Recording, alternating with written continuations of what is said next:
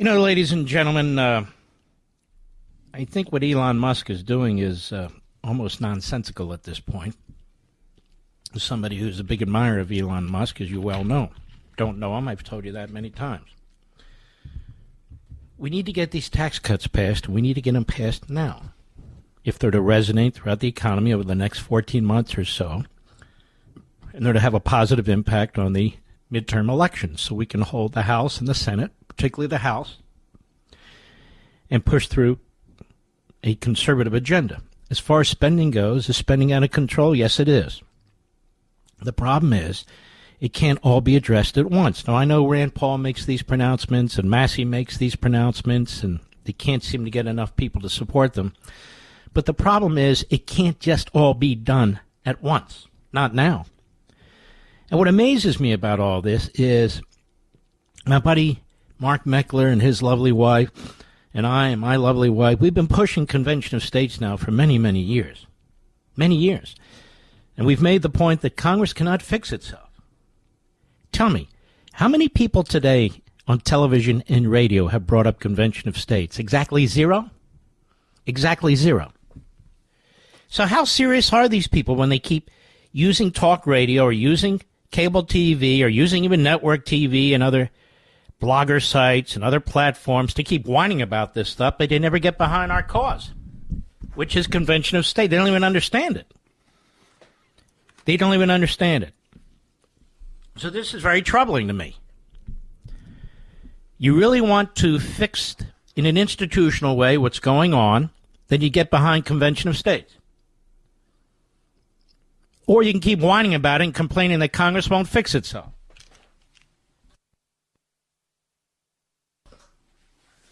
And you can tell how serious people are based on where they stand on these things.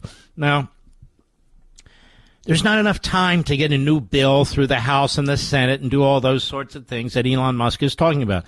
So as a practical matter, he's just dead wrong. Now, if he had actually felt this way earlier, he should have said something about it months ago, what he'd like to see in a big bill, the kind of spending cuts he'd like to see in a big bill, and work it and so. But he didn't do any of that. And I'm not attacking him for it. I'm just saying that it's kind of ass backwards.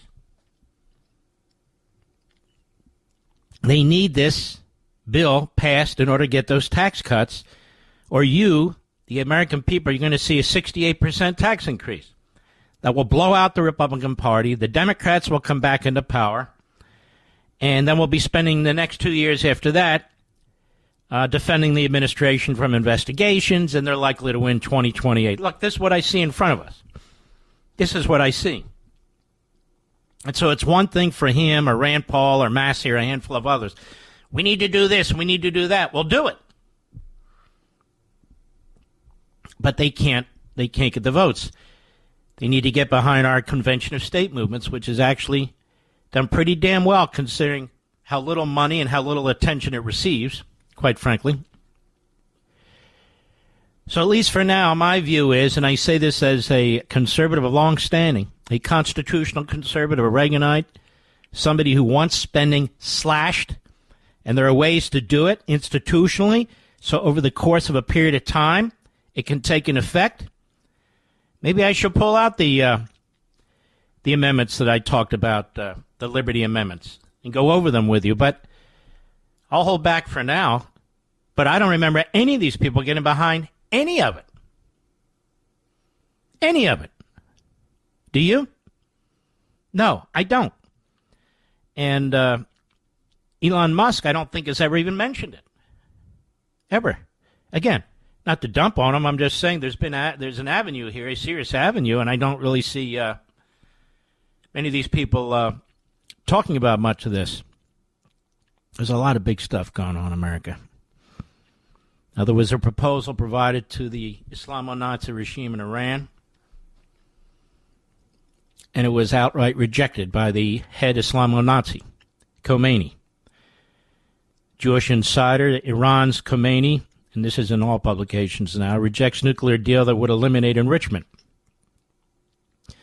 By Lahav Harkov, Iranian Supreme Leader Ayatollah Ali Khomeini today rejected a nuclear deal with the, quote, rude, insolent, unquote, U.S. that required the Islamic Republic, it's not a republic, of course, to stop enriching uranium, one of President Donald Trump's core requirements for any nuclear agreement. In a speech at the mausoleum of former Supreme Leader Raul Khomeini, which was translated and posted on Khomeini's official X account so you and I could read it, the Iranian leader said that Iran's enemies have focused all their attention on this very process of uranium enrichment. God knows I have,